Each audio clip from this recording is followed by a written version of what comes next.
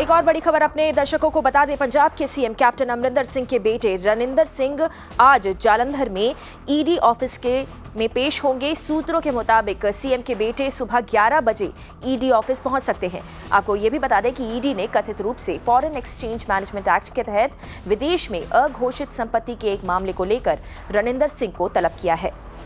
गुरप्रीत हमारे साथ लाइव जुड़े और ज्यादा जानकारी लेकर। गुरप्रीत, हमने देखा था इससे पहले भी रनिंदर सिंह को कई बार ईडी ने समन भेजा था, मगर वो ईडी के सामने पेश होने में विफल रहे थे।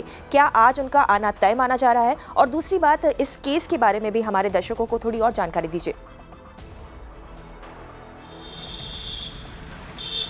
जी बिल्कुल, पहले मैं अपने कैमरामैन को रिक्वेस्ट करूंगा कि वो दिखाएं हम ईडी ऑफिस जलंधर के सामने से। यहाँ पे उनको अभी सूत्रों के मुताबिक ये पता चल रहा है कि वो 11 बजे यहाँ पे आएंगे और पेश होंगे और अपना रिप्लाई भी फाइल करेंगे। और ये भी पता चला है कि शायद वो अपने लॉयर के साथ आएंगे। लेकिन बता दें कि पहले उनको 2 बार समन कर चुके हैं। पहले अक्टूबर में समन किया, उस समय वो नहीं पहुँचे। उसके बाद नवंबर 3 को समन किया, उस समय उन्होंने बोला कि शायद वो बाहर ट्रैवल करके आए थे, क्योंकि अक्टूबर को जब उन्हें समन किया था उस समय उन्होंने कहा था कि उनकी कोई मीटिंग है दिल्ली में, जिस बात पे प्ली लेके उन्होंने यहाँ पे नहीं आए। उसके बाद उनको दोबारा समन किया तो उन्होंने कहा कि वो बाहर से आए हैं तो कोविड टेस्ट कराने के लिए जा रहे हैं। लेकिन आज यहाँ तक सूत्रों का पता चल रहा है तो सूत्र कह रहे हैं कि शायद वो 11 बजे अपने लॉयर के साथ यहाँ आ सकते हैं। तो बता दें कि 2016 में ये मामला सबसे पहले आया था, जबकि ये फेमा की वायलेशन है। जो फॉरेन फंड है, जो फॉरेन इन्वेस्टमेंट की हुई है, उसकी ये फेमा के अंडर केस हुआ था। और फेमा में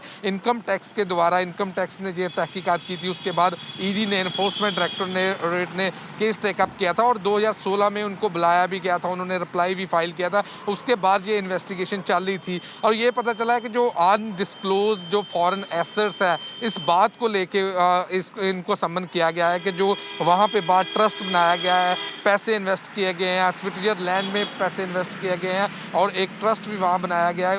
उन सभी बातों को लेके जो अनडिस्क्लोज्ड फॉरेन एसेट्स थे उस पे लेके इनको फेमा एक्ट के अधीन इनको बुलाया गया है और उनसे तहकीकात की जाएगी कि क्यों नहीं उन्होंने ये जो फंड्स बाहर भेजे हैं, क्यों नहीं डिस्क्लोज किए, क्या कारण थे और कैसे ये ट्रस्ट बनाया गया और यहाँ से इंडिया से मनी बाहर ट्रांसफ़र की गई। और सभी ये सवालों के जवाब उनसे लिए जाएंगे और उनसे प्रॉपर इन्वेस्टिगेशन की जाएगी। और जैसे कि मैंने पहले ही बताया कि 2016 में इनकम टैक्स के दौरान ये चीज़ पकड़ी गई थी। उसके बाद एनफोर्समेंट डायरेक्टोरेट ने टेकअप किया और 2016 में उन्होंने आके अपना रिप्लाई भी फाइल किया था। अगर हम बात करें पॉलिटिकल, तो पॉलिटिक्स में पंजाब में ये जो कांग्रेस लीडर्स हैं वो इस पर सवालिया चिन्ह भी लगा रहे हैं। ये जो टाइमिंग है, इस पर कई क्वेश्चन खड़े कर रहे हैं। वो कह रहे हैं कि कुछ दिन पहले अक्टूबर में जब स्पेशल सेशन बनाया गया था कैप्टन अमरिंदर के द्वारा, उसमें विधानसभा में जो सेंटर एग्री फार्म थे उसके अगेंस्ट विधानसभा में 3 बिल लगाए गए थे कि उनको नेगेट किया जाए।